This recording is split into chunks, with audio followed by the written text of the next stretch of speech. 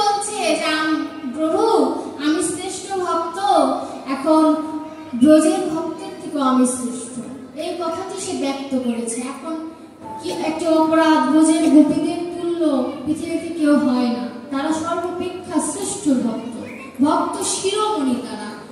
এখন প্রভু বলছে আমার মাথা ব্যথা হয়েছে, এখন কোনো ভক্ত যদি তার চরণ ধুলি আমায় দেয় আমি তবে সুস্থ হব। আপনারা হয়তো এই কথা অনেকেই শুনেছেন। তখন নারদ মুনি বলছে যে পৃথিবীতে এমন কোনো ভক্ত নাই যে ভগবানের মাথায় চরণ ধুলি দিবে। তখন নারায়ণ বলছে তুমি ব্রজে যাও, ব্রজে গিয়েছে। এখন গোপিকাদের বলেছে যে তোমার প্রিয়তম সখা খুব মাথার পীড়া হয়েছে, কেউ যদি তার চরণ ধুলি দেয় সে সুস্থ হবে। ব্রজ গোপীরা এক বাক্যে রাজি হয়ে গেলেন আমরা চরণ ধুলি দেব। নারায়ণ তো বলল ঠিক আছে ব্রজে যাও। এখন নারদ ভাবছে যে এরা কেমন গোপী, পাপের কোনো ভয় নেই।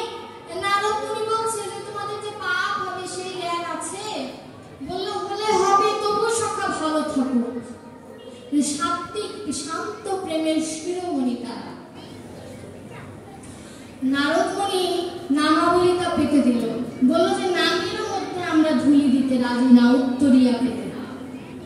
এই যে ভক্তদের উত্তরিয়া চলে নামাবলির মধ্যে ধুলি দিতে তারা রাজি না। নামাবলির মধ্যে কৃষ্ণ নাম আছে, নারদ মুনি নামাবলি গায়ে থাকে, যদিও দেখানো হয় না নামাবলি গায়ে থাকে। তাহলে যে নারায়ণ নারায়ণ বলে, যখনই গোপীরা ধুলি দিল আর সেই ধুলি আমার প্রাণ গোবিন্দের মাথায় দেওয়ার পরে সে সুস্থ হলো।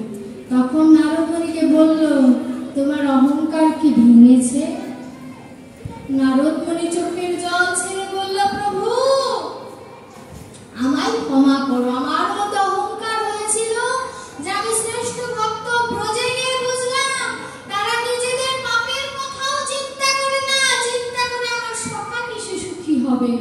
এমন ভক্তি না থাকলে কি তারা তোমার সঙ্গ পায়?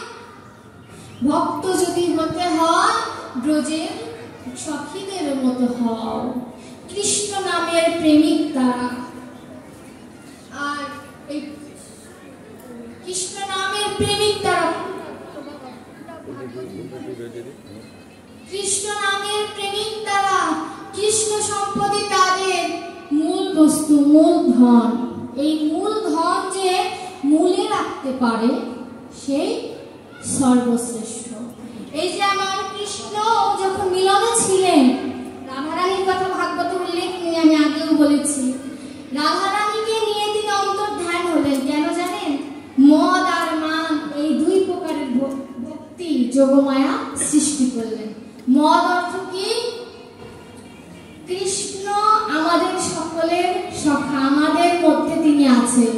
ব্রাহ্মণীদের তিনি হননি, আমরা সর্বাপেক্ষা শ্রেষ্ঠ। এই হচ্ছে মদ। আর মান কি? মান হচ্ছে আমার রাধা বিনোদিনী, যে ওরাও কৃষ্ণকে যেমন করে পেল আমিও তেমন করে পেলাম। এটা কেন হবে? আমি বেশি পাবো কারণ আমার পাত্র বড়। যার পাত্র বড় তাকে তো জল বেশি দিতেই হবে, আর যার পাত্র ছোট তাকে জল কম। এই হচ্ছে মদ আর মান। মানি হতে হবে, মদের থেকেও মানি শ্রেষ্ঠ। এই চিন্তা করে এখন কৃষ্ণ রাধারানীকে অন্তর্ধান হলেন। রাধারানীকে নিয়ে অন্তর্ধান হলেন গোপীদের অহংকার ভাঙার জন্য, যে তোমরা যে বলছো ব্রাহ্মণীদের থেকে তুমি শ্রেষ্ঠ, তোমরা শ্রেষ্ঠ, এই জ্ঞানটা যেন তোমাদের শূন্য হয়, বিচ্ছিন্ন হয়। যখন গোপীরা দেখলেন যে তাদের সখা নেই, তখন তারা কাঁদছে, বললেন যে সখাকে পাওয়ার জন্য এত অতিরিক্ত কথার আস্বাদন করতে হলো, সেই সখা অন্তর্ধান কেন হলেন? শুধু একটি ভুলের জন্য চমৎকার করেছিলাম। এখানে জীবকে শিক্ষা দিল যে বিন্দুমাত্র অহংকারে কৃষ্ণ পাওয়া যায় না। জীব শুনে নাও, এই অহংকারকে জীব শুনে নাও, এই অহংকারকে ত্যাগ করতে হবে। অহংকার ত্যাগ করলে ভক্তি আপনা আপনি আসবে। সখীরা কান্না করছে, এতটা ভাবাবিষ্ট হয়ে যাচ্ছে, সখীরা নিজেদের নিজে কৃষ্ণ মনে করছে। সখীরা নিজেকে নিজে বলছে যে আমি কৃষ্ণ। তোমরা কাঁদছো কেন? আমি কৃষ্ণ। সপক্ষা বিপক্ষা দুই পক্ষের সখী তো, দক্ষিণা নায়িকার বামা নাই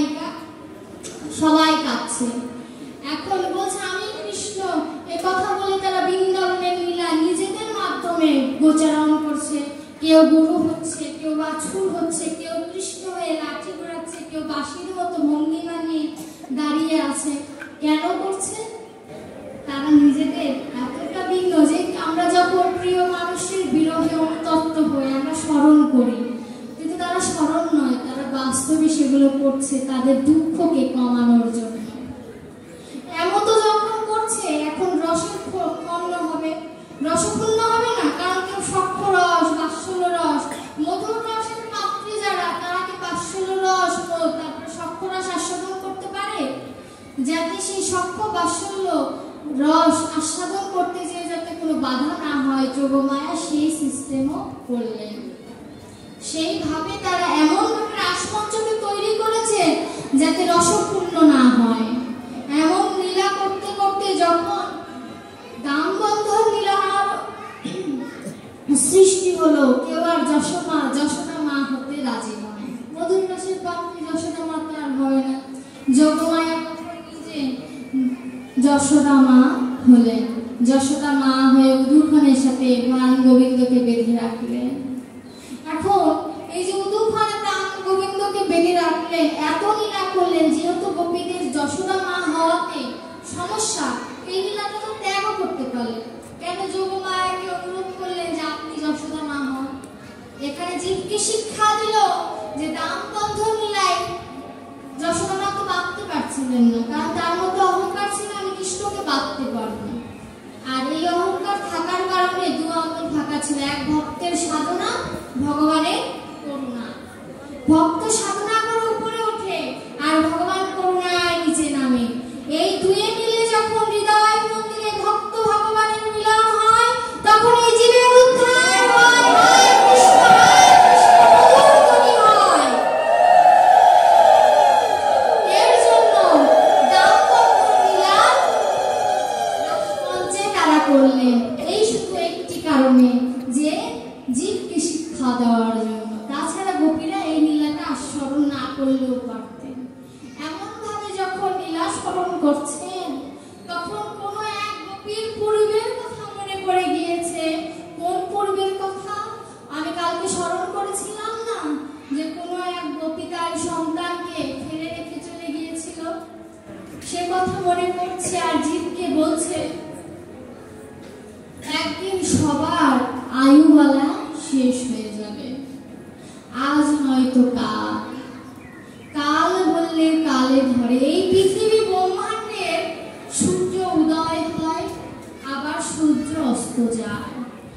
আমাদের পৃথিবীতে, এই মানব পৃথিবীতে, মানব দেহের পৃথিবীতে সূর্য উদয় ঠিকই হয়, অস্ত যদি একবার চলে যায় বাবা, আর কখনো উদিত হবে না।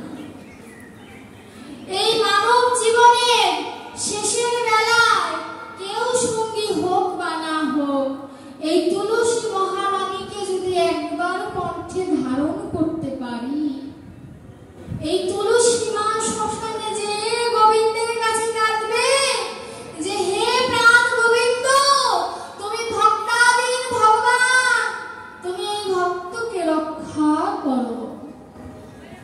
গোপিকাগণ কিন্তু তুলসীর মালা পড়তেন না, কিন্তু তুলসী দেবীর মালা না পড়ার কারণ কি জানেন? তুলসী সাক্ষাৎ দেহ ধরে তাদের মধ্যে গোচরণ করছিলেন। তারা একাদশী করতেন না, কেন জানেন? কৃষ্ণ সুখে তারা সুখী, তাই বলে আপনারা যদি একাদশী না করেন আমি অপরাধী হব, কারণ আমার কথা ভেবে আপনারা একাদশী করবেন না।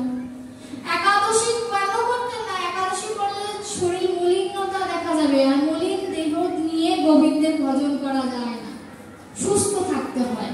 এর জন্য তারা একাদশী করতেন না। এর জন্য সে গোপী যখন ভাবছে যে তুলসী মহারানী আমাদের জন্য শেষ সময়ে কাঁদবে, জীবকে শিক্ষা দিচ্ছে। এই মৃত্যুটা একটি বিয়ের মতো, দেখবেন বিয়েতে যেমন অধিবাস হয়, মৃত্যু কালেও তুলসী তলায় অধিবাস হয়। ওই যে বিয়ে হলে পরে কেউ আসে না ফিরে, সখী তোরা শুনে যা, আবার আসিস আমার বিয়ে। সখী তোরা শুনে যা, ধূপ প্রদীপ জ্বালিয়ে অধিবাস করবে তুলসী তলায়। জানিস সেদিন আমাকে কৃষ্ণ নামের চন্দন আমার কপালে এঁকে দিবি, সারা অঙ্গে কৃষ্ণ নাম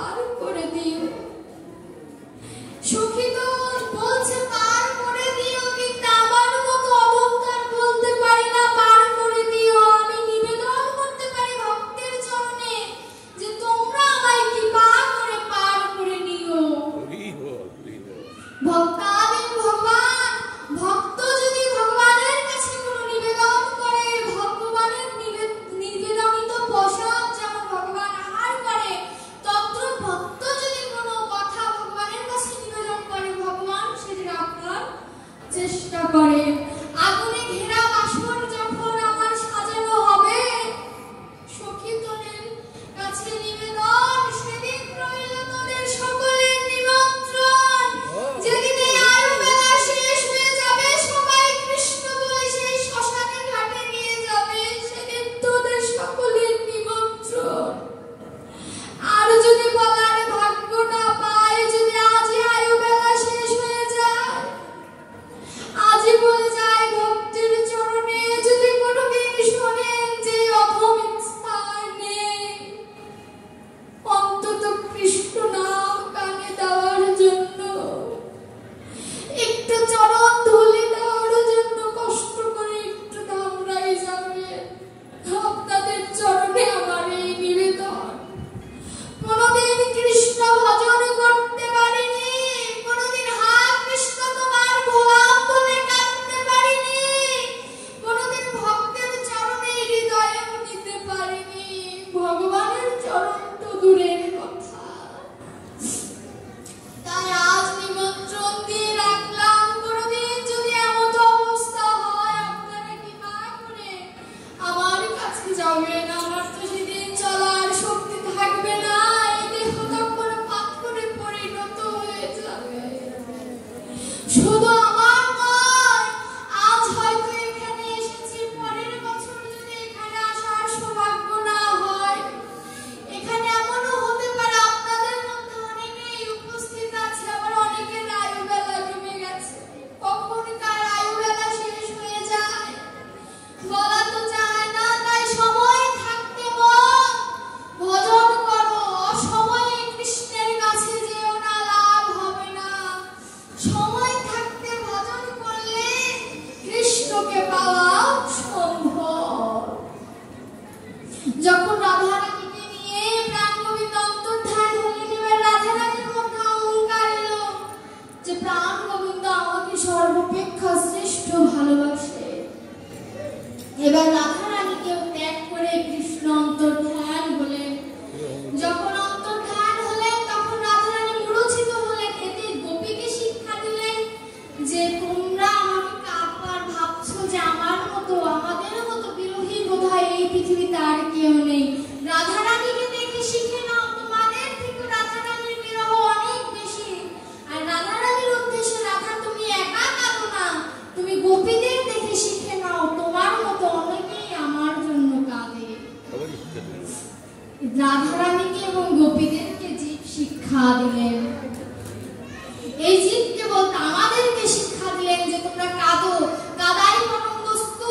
এই যমুনার জলে যেমন ঢেউ আসে, ভক্তি তরঙ্গের ঢেউ যদি হৃদয়ের মধ্যে আসতে পারে, আর নবীন মেঘের উজান ধারা যত উজানের দিকে ধাবিত হতে পারবে, ততই গৌরাঙ্গ মহাপ্রভু, যেমন অদ্বৈত মহাপ্রভু ডেকে এনেছিলেন, গৌরাঙ্গ মহাপ্রভু তোমার এই মানব দেহের মধ্যে নেমে আসবে, যদি তুলসী পত্রটা উজান ধারায় যেতে থাকে।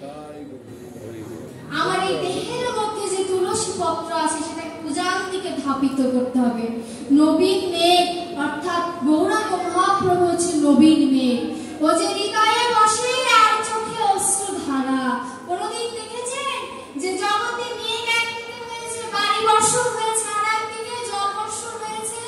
কিন্তু আমার গৌরাঙ্গ মহাপ্রভু যদি মেঘ যদি একবার হৃদয় আকাশে সৃষ্টি হয়, সেই মেঘের জল আমার এই চক্ষু কুম্ভ থেকেই আসে।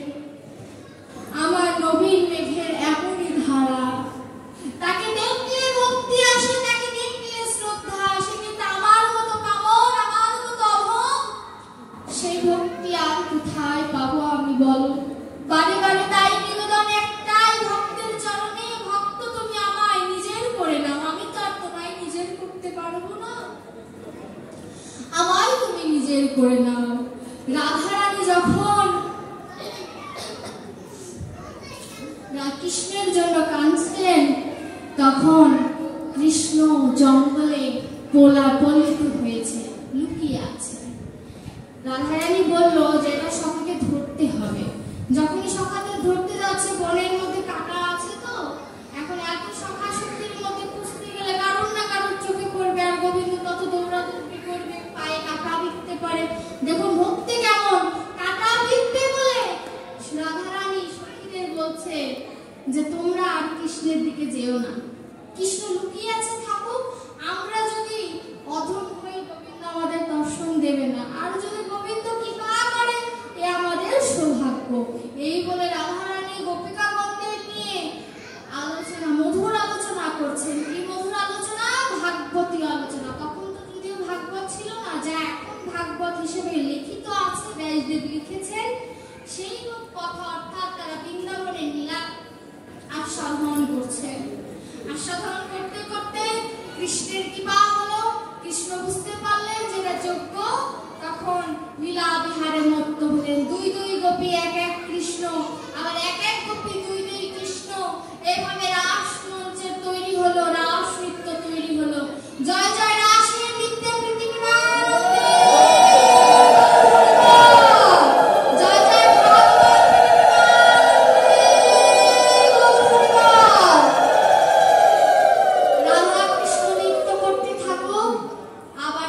শেষ হলে তাদের জাগরণ হবে, আবার উত্তরাগোষ্ঠ, গমন গোষ্ঠ, এইভাবে আস্তে আস্তে ধাপিত হতে থাকবে। তারা তাদের মধ্যে লীলা বিহার করতে থাকুক।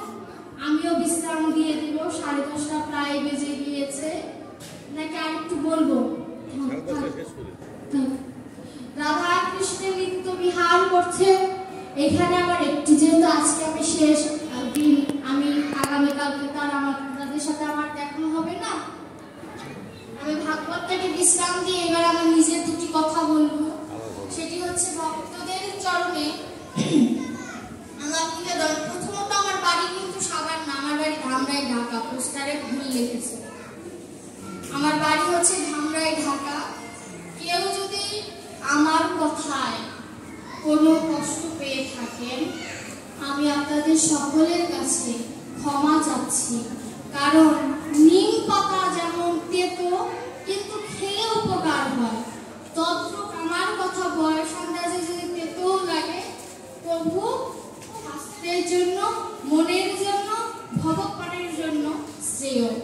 আর মায়েদের কাছে আমার নিবেদন যে কোনোদিন বাবারা পারে না সন্তানকে সুযোগ্য করতে, কারণ বাবারা ব্যস্ত থাকেন গৃহকর্মে। সুতরাং মায়েদের অনুরোধ, সকালবেলা ছেলে মেয়েকে 10টা-12টা পর্যন্ত ঘুমিয়ে না রেখে ওই ব্রহ্ম মুহূর্তে উঠিয়ে স্নান করায় বলবেন যে গীতাটা পড়। গীতার এক অধ্যায় যদি প্রতিদিন যদি এক অধ্যায় করে যদি পড়েন, 365 দিনে 1 বছর, 365 বার গীতার একটি